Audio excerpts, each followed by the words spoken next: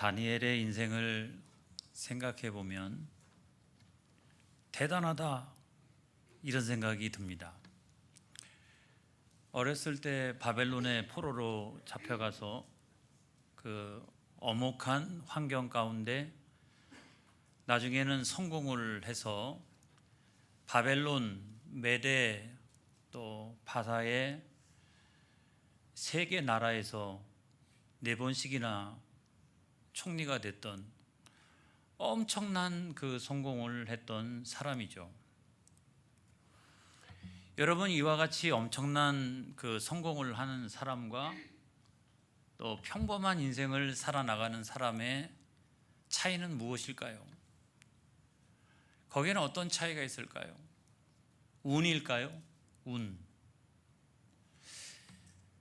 운이라고 생각해 보면 저는 참 지지리도 별로 운이 없는 사람이에요. 목사가 될 때도 참 어려운 과정을 통해서 목사가 되고, 또 아무튼 무엇이든지 쉽게 되는 것이 별로 없었어요. 어려운 과정을 다 밟아서 그 과정 이후에 목적하는 바를 달성할 수가 있었어요. 오죽하면 제가 목사로 있는데 우리 교회에서 경품 추첨을 해도 저는 안 됩니다. 제가 주관하는 그런 행사인데도 불구하고 이 경품 추첨을 하면 이상하게도 저는 안 되는 거예요. 우리가 일반적으로 생각해 보면 지성과 지식을 말합니다. 그래도 지식 있는 사람들이 세상에서 성공하는 거잖아요. 근데 그것도 선천적인 요소가 한 60% 정도 되고 후천적인 요소가 약 한 40% 된다고 합니다. 근데 똑똑한 사람들이 세상에서 다 성공했느냐, 또 엄청난 성공을 이루었느냐, 그거보다는 그런 사람들보다는 좀 떨어지지만 후천적인 요소를 가지고 갈고 닦았던 그런 사람들이 나중에는 크게 성공을 했어요. 여러분, 우리에게는 희망이 있는 줄로 믿습니다. 그래서 그 후천적인 요소 가운데 가장 중요한 것은 노력하는 거죠. 내가 다른 사람에 비해서 좀 부족한 것이 많다 할지라도 그나마 후천적인 요소를 가지고 열심히 또 노력하고 그렇게 해나가다 보면 성공하는 거죠. 근데 여러분, 그것이 그런 노력이 우리 가운데 체화되어지는 것을 뭐라고 얘기하냐면 그거를 습관이라고 말합니다. 나도 모르는 사이에 내 안에 성공할 수밖에 없는 습관이 우리 가운데 만들어질 때도 있거든요. 이 성공한 사람들의 7가지 이야기로 아주 유명한 스티븐 코비라고 하는 사람은 그런 책을 쓸 만큼 대단한 사람이 아니에요. 그런데 그에게는 뭐가 있었냐면 자꾸 생각하는 습관, 또 생각하고 그러면서 신중하게 어떤 것을 판단하는 그런 습관이 그에게 있었어요. 우리가 잘 아는 대문호 해밍웨이 있지 않습니까? 그 사람은 글을 쓸 때도 서서 쓰는 습관이 있었어요. 여러분, 자리에 앉아 있으면은 얼마 못 가가지고 졸립니다, 여러분. 근데 제가 이렇게 서가지고 졸아본 적이 없어요. 제가 설교하다가 졸거나 이래 본 적이 없어요. 근데 여러분들은 자리에 앉아있기 때문에 조시는 분들이 가끔 있더라고요. 그건 뭐냐면 편안하니까 졸음이 찾아오는 거거든요. 근데 서 있으면 집중력이 생깁니다. 집중력. 제가 다 보여요, 여기서. 조는 것도 뒤에도 다 보이는 거예요. 다 보여요. 안 보이는 게 없어요. 얼마나 집중력이 좋은지 알 수가 없어요. 그리고 오래 서 있다가 보면 앉고 싶어요. 힘들잖아요. 그러니까 이분의 글은 대부분 보면은 간결한 필체로 되어져 있어요.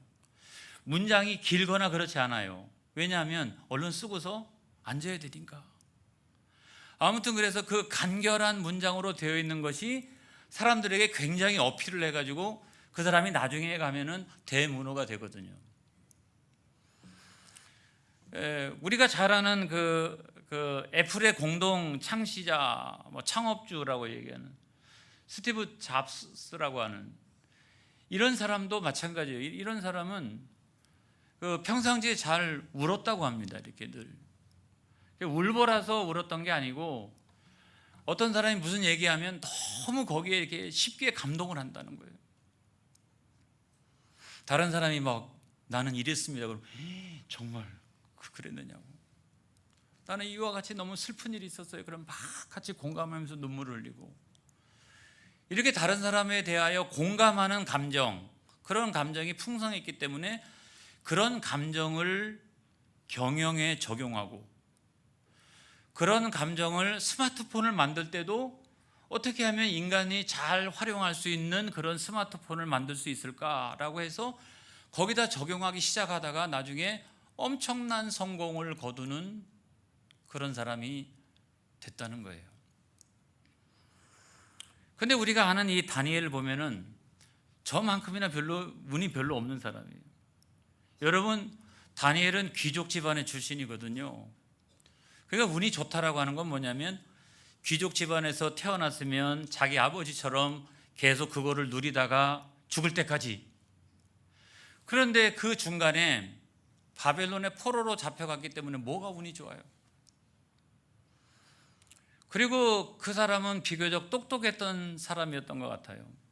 그런데도 바벨론에 붙들려 가가지고 거기에 언어와 학문을 배우는데 그 학문이라고 하는 것이 다 이방인들의 어떤 세계관, 신앙관, 인생관 이런 것들을 배우는 것이라 하나님의 말씀을 배우는 것도 아니고 무슨 하나님의 율법을 배우는 것도 아니고 그래도 완전히 사람을 바벨론식 사람으로 변화시키기 위한 그런 집중 교육 과정에 들어갔던 사람이 다니엘이거든요. 근데 이 사람이 어떻게 해서 이 엄청난 성공을 했느냐? 어떻게 해서 이런 사람이 엄청난 성공을 했느냐? 여러분, 다른 거 아니죠. 운도 아니고 세상의 학문도 아니고 겨우 세상에서 조금 똑똑하면 하층 관리인 되는 것이 성공의 전부였던 거예요. 근데 엄청난 성공을 했던 그 가장 결정적인 이유가 뭐냐? 저에게 물으신다면 저는 그것이 하나님의 은혜라고 믿습니다. 할렐루야. 남들이 갖지 못했던 그 지혜의 은사를 가지고 있었고 남들이 가지고 있지 않았던 그런 꿈을 해석하는 그런 은사를 그는 갖고 있었어요. 하나님 주신 어떤 특별한 은사가 있었던 거죠. 그리고 또 다른 하나는 뭐냐면 저는 노력이라고 생각합니다. 그런 아무런 상황 가운데도 열심히 노력하는데 그의 인생을 지탱했던 중요한 두 가지 습관이 있는데 그 중에 하나가 뭐냐면 이거예요. 하나님의 말씀을 기억하고 하나님의 말씀을 적용하는 습관을 가지고 있었어요. 바벨론에 끌려가 가지고 무슨 율법의 말씀이나 하나님의 말씀을 체계적으로 공부할 수 있는 기회가 어디 있어요? 그냥 3년 동안 집중적으로 바벨론식 교육을 하는데 그럼에도 불구하고 나중에 가서 왕이 주는 모든 그런 우상을 섬겼던 음식을 거부하고 그것이 하나님의 말씀이 아니기 때문에 그거를 거부하고 그렇게 살았던 요인이 뭐냐는 거예요. 그거는 어렸을 때 내가 배웠던 하나님의 말씀이거든요. 내 머리에 이렇게 콕 하고 박혀 있는 어렸을 때 내가 배웠던 그 율법의 말씀, 그 하나님의 말씀. 여러분, 유대인 교육의 중요한 특징 중 하나는 뭐냐면 암송 교육이에요. 오늘날처럼 이렇게 이런 것이 많이 발전되어져 있는 책이라든지 아니면 SNS라든지 그런 시대가 아니었기 때문에 그때는 주로 하나님의 말씀을 어떻게 했냐면 암송했거든요. 암송. 그 암송해가지고 그걸 가지고 여러 가지 상황에다가 그거를 적용하는 그런 신앙생활을 많이 했다고요. 그런데 이방인 지역에 끌려와가지고도 그 말씀이 생각나게 했던 것은 뭐냐면 어렸을 때 배웠던 유대인 교육, 또 어렸을 때 부모가 가르쳤던 그 교육, 그것이 얼마만큼 대단한가. 세상의 최고의 학문이라고 이야기하는 바벨론의 사상이나 철학이나 그거에 맞서가지고 그것이 하나님의 말씀이 아니면 나는 절대로 먹을 수가 없고, 그것이 하나님의 말씀이 아니면 나는 절대로 행할 수가 없나니, 그러면서 그거를 거부할 수 있었던 가장 중요한 요인이 뭐냐? 여러분, 그 안에 하나님의 말씀을 기억하고 그거를 적용하는 이 거룩한 습관이 그에게 있었다는 거예요. 여러분, 오늘날 교회 교육이 중요한 이유가 거기 있죠. 오늘날 교회 교육의 가장 중요한 목표는 뭐냐? 평생 기억하고 그거를 적용할 수 있는 하나님의 말씀을 심어주는 거 아니겠어요? 부모가 가르쳐주는 신앙교육의 가장 중요한 핵심도 저는 다른 것이 아니라고 생각합니다. 세상의 문화, 타락한 세상의 어떤 조류, 사단의 공격, 이런 거로부터 하나님 말씀을 기억하고 그 말씀을 적용하면서 거기에 넘어지지 않을 수 있는 그거를 심어주는 거, 그것이 바로 교회 교육의 가장 중요한 목표라고 생각을 합니다. 저는 여러분 오늘 기도에 대해서 그 말씀을 드리고 있으니까 두 번째로는 거룩한 기도의 습관이에요. 기도의 습관. 당시 바벨론은 세계적인 최강대국이잖아요. 그때 다리오 왕이 물론 바사 제국의 분봉왕이었습니다만은, 그럼에도 불구하고 바벨론은 세계 최고의 나라 아닙니까? 다신교가 지배하고. 근데 다신교라고 하는 것도 사실 따지고 보면 아무것도 안 믿는 거예요. 신이 33,000개가 있는데 거기 누구를 믿는다는 거예요? 사실은 믿음이 없는 거죠. 그러면서 그런 다신교 사회에서 가장 중요한 것은 그거를 절대 왕정을 이루는 어떤 수단으로 사용한다는 거죠. 그래서 여러분, 여기 성경에도 보면 왕이 아니라 다른 신에게라든지 또는 다른 사람에게 무언가를 구하게 되면 사자굴에 집어 던지라 라고 했던 이유가 뭐냐면, 그런 다신교 사회였지만 가장 중요한 것은 절대 왕정이거든요. 왕이 신과 같은 그런 지위에 있었던 거예요. 그래서 나중에 여러분 요한계시록에 보게 되면 바벨론을 큰 음녀라고 이야기했던 이유가 있어요. 바벨론을 큰 음녀, 적그리스도라고 설명하는 이유가 바로 거기 있는 거죠. 여러분, 그런 나라였기 때문에 하나님에 대하여 기도하는 것 허용하지 않았어요, 여러분. 물론 다양한 종교가 있는 것처럼 여겨졌지만 실제적으로는 그러지 않았다고요. 여러분, 다니엘 6장 7절에 있는 말씀을 보겠습니다. 다 같이 시작.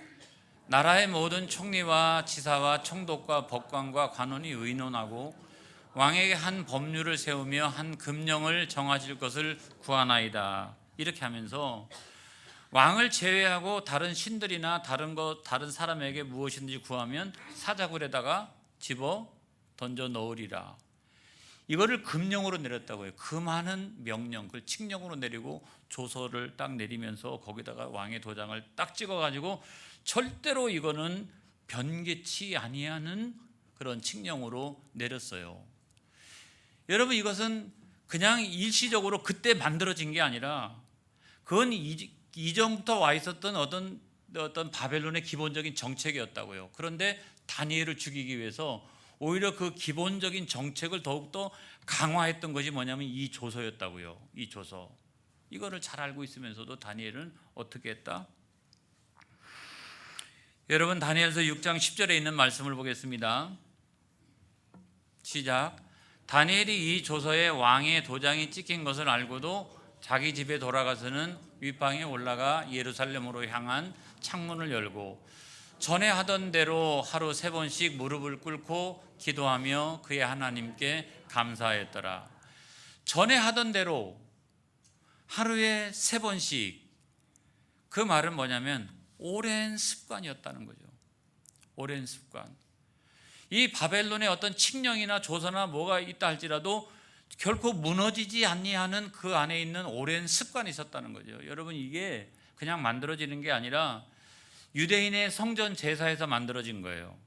유대인들은 그 하루에 3번씩 기도했다라고 되어져 있는데, 성전 제사는 어떻게 했냐면 아침에 일어나면 제사장이 제사를 드립니다. 번제를 드려요. 그리고 저녁 때가 될 무렵에 또 다시 한번 번제를 드려요. 그러면 일반인은 언제예요? 일반인은 일반인은 낮에, 그러니까 아침에 번제 드리고 낮에는 개인적으로 찾아와서 제사 드리고 저녁엔 또 함께 제사를 드리고 이 3번이 있는데, 그렇게 하다가 보니까 제사 드릴 때 제사만 드리는 것이 아니라 하나님 앞에 기도했거든요. 그러니까 아침에 한번 기도하고 정오에 한번 기도하고 저녁 무렵에 한번 기도하고, 그것이 오랜 제사의 전통을 통해 가지고 내려오다 보니까 하루에 3번씩 기도하게 된 줄로 믿습니다. 하루에 3번씩 기도했어요. 아침에는 9시에 기도하고요, 그 다음에 낮 12시에 기도하고요, 오후에는 3시에 기도했어요. 이것이 신약의 시대에 와서도 계속 이어져 왔거든요. 사도행전 3장 1절에 있는 말씀을 보겠습니다. 시작. 제9시 기도 시간에 베드로와 요한이 성전에 올라갈새. 신약 시대잖아요. 지금은 신약 시대인데도 기도 시간이 있었던 거예요.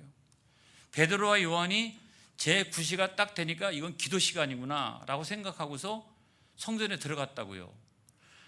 여러분, 오전 9시, 그 다음에 낮 12시, 오후 3시, 이거를 기도의 시간이라고 생각했던 거예요. 그래서 제9시라는 게 뭐냐면, 유대인의 시간은 저녁 때 6시부터 하루가 시작되죠. 12시간에서 그 다음날 아침 6시, 또 12시간이 흘러서 다음날 저녁 6시가 되면 하루가 지나가는 거거든요. 밤 시간은 저녁 6시에서 아침 6시까지, 낮 시간은 아침 6시에서 저녁 6시까지, 이게 낮 시간이거든요. 그렇다고 그러면 제9시를 한번 생각해 보세요. 낮 시간 제9시, 아침 6시에 시작을 해가지고 정오까지가 6시간 아니겠어요? 또 정오로부터 시작해가지고 3시까지, 그래가지고 제9시라고 하는 말은 뭐냐면 오후 3시라고 하는 말이에요. 그래서 그때는 기도 시간이니까 베드로와 요한이 가서 성전에 가서 제사를 드리고 기도를 했다, 이런 얘기잖아요.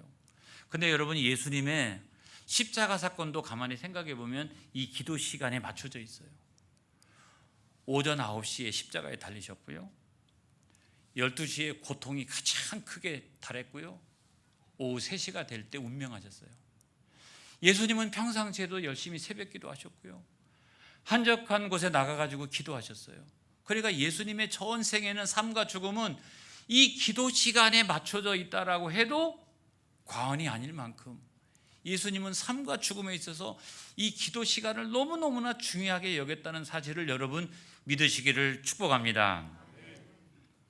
여러분, 얼마나 대단한지, 왕이 그런 칙령을 내리고 다른 신에게 절을 하거나 뭔가를 구하게 되면은 사자굴에다 집어넣겠다라고 했음에도 불구하고 집에 돌아와 가지고 그 오랜 습관에 따라서 기도하기 시작했다라고 하는 사실은, 오늘날 교회 교육, 기도 교육이 어떻게 되어야 하는가라고 하는 것을 우리가 여기서 교훈을 받게 되는 거죠. 여러 가지 상황과 역경이 있다 할지라도 여러분, 그걸 뛰어넘어 가지고 기도가 멈춰지지 않기를 주의 이름으로 축복합니다. 여러분, 할렐루야. 너 기도하면 죽어. 너 기도하면 너 죽어. 그렇게 했음에도 불구하고 기도를 멈추질 않았어요. 여러분, 오늘 새해 연초가 돼가지고 제가 받은 바 은혜가 있어서 중보기도 사역팀에도 제가 부탁을 해가지고 한 해 동안에 내 개인적인 기도 제목, 교회 기도 제목이 다 여기 있잖아요. 근데 개인적인 기도 제목을 적어가지고 써서 저기다가 집어넣으면 1년 동안 기도해 드리겠다라고 했는데, 제가 알기로는 몇 장이 없어요. 두 번째로는 중보기도 사역팀이 이제 시간을 정해가지고 거기다 다 이제 자기 맡은 시간에 따라서 기도를 해야 되는데 신청하라라고 했더니, 제가 보니까 한 몇 분 정도가 신청을 해놨어요. 신청을 해놔서 안 되겠다 싶어가지고 제가 월요일 날 9시부터 10시까지 제가 먼저 기도하겠다. 할렐루야. 그리고 우리 부목사들도 정해놓은 시간을 정해가지고 기도하라. 제가 그렇게 얘기했어요. 여러분, 얼마 안 가가지고 저 기도 시간이 가득 채워지는 은혜가 있기를 바랍니다. 이런 상황이 있고 저런 상황이 있고 별별 상황이 다 있어도 기도가 멈춰져서는 안 된다, 이 말씀을 드리는 거예요. 자, 이것이 우리의 삶에 있어 라이프 스타일이 된다라고 하면 이게 얼마만큼 놀라운 역사를 일으키느냐. 여러분, 다니엘에게 변화에 있어서 가장 중요한 핵심은 무엇입니까? 그 변화의 핵은 무엇입니까? 그 코어는 어떤 것입니까? 그 중심축은 어떤 것입니까? 저는 이 두 가지였다라고 생각해요. 하나는 어렸을 때부터 부모에게 교육받았던 암송 교육을 통해 가지고 어떻게 늘 하나님 말씀을 기억하고 그거를 적용하는 습관이 하나 있었고, 또 다른 하나는 기도할 수 없는 상황 가운데서도 늘 언제나 기도를 멈추지 않았다는 거고, 여러분 그 인생에 두 가지 중심축이 있다라고 그러면 저는 이 두 가지를 이야기하겠어요. 이 두 가지의 거룩한 습관이 그의 인생에서 가장 중요한 힘이었고, 그것이 축이었고, 그것이 핵심이었다는 거죠. 이것 때문에 여러 가지 상황이 와도 그는 성공할 수밖에 없는 인생이 되어졌다는 거예요. 여러분, 제 설교에 오늘 가장 중요한 핵심은 바로 여기 있는 거예요. 여러분의 인생을 운영하고 있는 중심축은 어떤 것입니까? 가장 내가 붙들고 있는, 나를 운영하고 있는 이 중심축은 어떤 것입니까? 그 핵심은 어떤 것입니까? 여러분, 우리가 다니엘처럼 이 말씀과 기도라고 하는 이 두 가지 중요한 이 중심축을 가지고 있다라고 하면 여러분의 인생은 실패하지 않을 것입니다. 할렐루야. 이 말씀을 드리는 거예요. 자, 기도에 대해서 제가 말씀을 드리니까 다니엘의 기도의 특징에 대해서만 말씀을 드리고 마치려고 합니다. 하나는 뭐냐면 윗방으로 올라갔다 그러잖아요. 근데 이게 다락방인가? 이런 생각을 했어요. 근데 이분은 총리예요, 총리. 총리가 돈이 없어가지고 다락방 겨우 만든 게 아니라 저는 그 2층 집이었을 거라고 생각해요. 뭐 3층도 될 수 있고. 그런데 윗방으로 올라갔다라고 하는 말은 뭐냐면 2층을 자기의 기도방으로 만들었다는 거죠.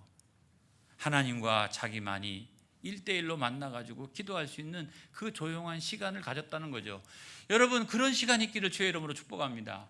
제가 간혹 언급하는 어떤 그 어머니하고 아들이 우리 교회 와가지고 가끔 기도하고 가시는 분들이 있는데, 그 어머니가 꼭 여기 앉아가지고, 저 이정자 권사님 옆자리 거기 앉아가지고 기도하는데, 제가 이제 가끔 이렇게 문을 살짝 열고 보면 어떻게 되냐면 따다다다다다. 그러니까 그런데 그 기도가 한두 시간에 끝나는 게 아니에요. 몇 시간 하는, 계속해서 그렇게 기도하고 있어요. 그래서 제가 속으로는, 야, 저분이 방언의 은사를 받았나? 그러지 않고서야 그 장시간 그렇게 기도할 수 없잖아요.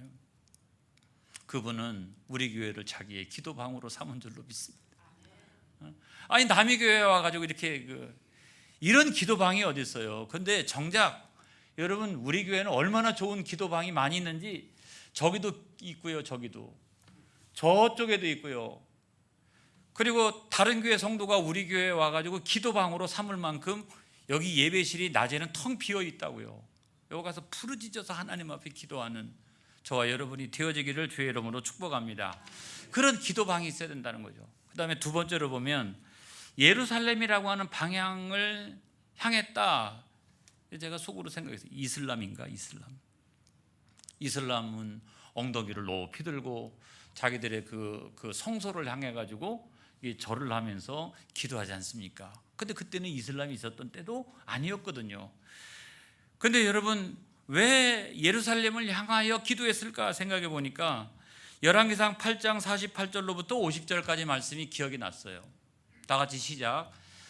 자기를 사로잡아간 적국의 땅에서 온 마음과 온 뜻으로 주께 돌아와서 주께서 그들의 조상들에게 주신 땅, 곧 주께서 택하신 성읍과 내가 주의 이름을 위하여 건축한 성전에 있는 쪽을 향하여 주께 기도하거든. 주는 계신 곳 하늘에서 그들의 기도와 간구를 들으시고 그들의 일을 돌아보시오며 주께 범죄한 백성을 용서하시고 주께 범한 그 모든 허물을 사하시고 그들을 사로잡아간 자 앞에서 그들로 불쌍히 여김을 얻게 하사 그 사람들로 그들을 불쌍히 여기게 하옵소서. 아멘. 이거구나. 솔로몬이 성전을 다 건축하고 난 다음에 하늘에 계신 하나님 앞에 기도했어요. 장차 우리가 잘못돼가지고 하나님의 심판을 받아서 먼 나라로 만약에 잡혀간다라고 하면 하나님의 성전을 기억하고 우리가 이곳을 향하여 기도할 때에 주여 우리를 불쌍히 여겨 주시옵소서. 우리를 불쌍히 여겨 주시옵소서. 우리가 회복되게 하여 주시옵소서. 근데 여러분, 이것뿐만 아니라 예레미야 29장 10절에 있는 말씀이에요. 시작. 여호와께서 이와 같이 말씀하시니라. 바벨론에서 70년이 차면 내가 너희를 돌보고 나의 선한 말을 너희에게 성취하여 너희를 이곳으로 돌아오게 하리라. 아멘. 이 예레미야의 예언을 통해서 70년이 지금 점점 차가고 있어요 지금. 근데 아무런 기미도 안 보이는 거예요. 이 나라와 이 민족이 돌아가야 하는데 아무리 날짜가 지나가도 아무런 변화가 없어요. 그러니까 생명을 내걸고 기도하고 있는 거예요. 하나님, 이 나라 이 민족을 회복시켜 주시옵소서. 내가 심지어 그래서 기도했다고 해서 사자굴에 들어가는 한이 있더라도 하나님 아버지, 내가 기도를 멈추지 않게 하여 주시옵소서. 여러분, 우리가 개인적인 기도할 때 만약에 욕심으로 구하는 기도거나 아무튼 여러 가지 기도들이 많잖아요. 그런 기도할 때 하나님 안 들어주시면 저를 사자굴에 던져 주옵소서. 이런 사람이 어디 있어요? 안 되면 안 됐구나 이렇게 생각하고 다음에 또 기도해야지 이렇게 생각하지, 이 개인적인 기도 안 들어줬다고 그래가지고 하나님 나를 사자굴에 집어넣어도 괜찮습니다 이런 사람 없잖아요. 그런데 이 나라와 이 민족을 주여 회복시켜 주시옵소서. 내가 사자굴에 들어가도 괜찮습니다. 하나님, 이 기도를 들어 주옵소서. 이렇게 간절히 생명을 내건 기도를 했다는 거예요.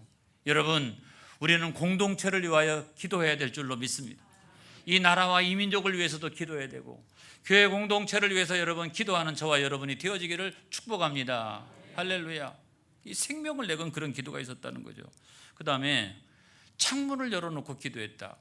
여러분, 가끔 창문을 여는데 왜 열까요 여러분? 날씨가 추우니까. 그러면 얼른 창문을 닫잖아요. 근데 창문을 딱 열어놓는 것은 추운 날씨 가운데서도 뭐예요? 공기를 순환시켜야 되고 환기를 시켜야 되겠다 이렇게 생각을 하잖아요. 그런데 그때 당시는 저 문을 열어놓으면 죽는 거예요. 왜냐하면 늘 감시하고 있는 사람이 저거 기도하나 안 하나 이렇게 지켜보고 있는데 저 창문을 열어놓으면 어떻게 해요? 그런데도 창문을 열어놓았다. 창문을 열고 기도했다. 중요한 것은 하늘에 계신 내 하나님이 들으시면 되는 거예요. 할렐루야.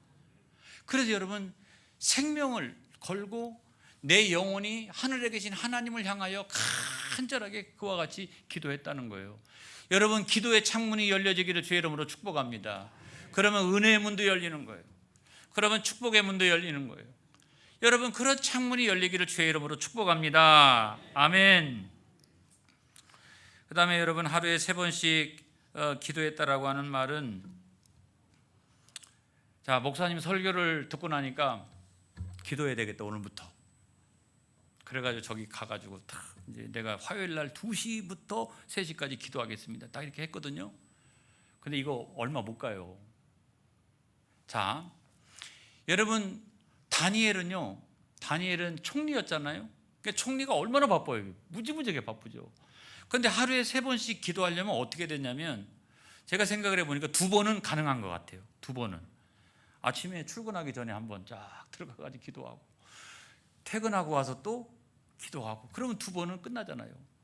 그런데 이 중간에 있는 이 한 번 정오에 하는 기도를 하려면 어떻게 되냐면, 왕궁에 어디 숨어가지고 혼자만 이렇게 해가지고 기도하거나, 아니면 안전하게 기도하기 위해서는 집으로 와야 돼요. 자, 왕궁에서 자기네 집까지 거리가 얼마 있는지는 모르겠지만, 제가 정확하게 모르겠어요. 하지만 여러분, 여기를 왔다 다시 가려고 그러면 이게 얼마나 번거로운 일이에요. 내가 하루에 3번 기도하려고 하면 하나님 아버지 이해해 주시옵소서. 하루에 3번 기도하려고 했사오나 정오에는 한 번은 꼭 내가 집에 다녀와야 하는데 이것이 저에게 시험거리가 돼가지고 내가 기도 생활을 못하겠습니다. 이렇게 하기에 딱 합당한 이유가 되잖아요 여러분. 근데 여러분, 우리가 작정하고 기도하면 우리를 번거롭게 하는 것이 있다. 그걸 이길 줄 알아야 된다. 내가 작정하면 그 시간을 잘 지켜가지고 우리가 기도 시간을 할애하고 그렇게 기도의 자리로 나와야 될 줄로 믿습니다. 할렐루야. 그 다음에 무릎을 꿇고 기도했다라고 하는 말은 보통 유대인들은 서서 막 이렇게 두 손 들고 기도하는 게 일반적이거든요. 그런데 그 기도가 얼마나 간절했으면 3번 다를 어떻게 했다? 무릎을 꿇고 기도했다. 자기를 철저하게 낮추고, 이 모든 일을 역사하실 분은 능력의 하나님, 응답의 하나님, 기도의 하나님밖에 없습니다. 그러면 자기를 낮췄다는 거죠. 그 다음에 맨 마지막으로 중요한 것은 여러분의 기도가 감사 기도가 되어지기를 축복합니다. 내가 기도하면 하나님 이루어 주실 줄로 믿고 그렇게 기도하는 거죠. 저 유명한 말씀 있잖아요. 빌립보서 4장 6절로 7절 시작. 아무것도 염려하지 말고 다만 모든 일에 기도와 간구로 너희 구할 것을 감사함으로 하나님께 아뢰라. 그리하면 모든 지각에 뛰어난 하나님의 평강이 그리스도 예수 안에서 너희 마음과 생각을 지키시리라. 응답은요, 맨 처음에는 우리 마음속에부터 옵니다. 걱정하고 근심했던 마음이 평안하게 되어지고 마음으로부터요. 그리고 역사가 일어나기 시작합니다. 하나님께서 역사하여 줄 줄로 믿습니다. 하나님께서 응답해 줄 줄로 믿습니다. 기적이 나타날 줄로 믿습니다. 다니엘의 인생은 다니엘만이 아니라 저와 여러분의 인생이 되어지기를 축복합니다. 그러기 위해서는 이 무너지지 않는 두 가지 거룩한 습관이 있어야 되는 것입니다. 그래서 왕의 산의 진미가 있어도 하나님 말씀 아니면 No, 아닙니다 라고 얘기할 수 있고, 기도하기가 어려운 여러 가지 환경과 조건이 있을지라도 어떻게 그걸 다 극복하고 이 기도하는 이 거룩한 습관이 무너지지 않기를, 내 인생을 지탱하는 이 중심축이 핵심적인 코어가 무너지지 않기를, 두 바퀴가 이게 무너지지 않기를 주의 이름으로 축복합니다. 주의 이름으로 축복합니다. 할렐루야. 그런 저와 여러분이 되어지기를 바랍니다. 기도하겠습니다.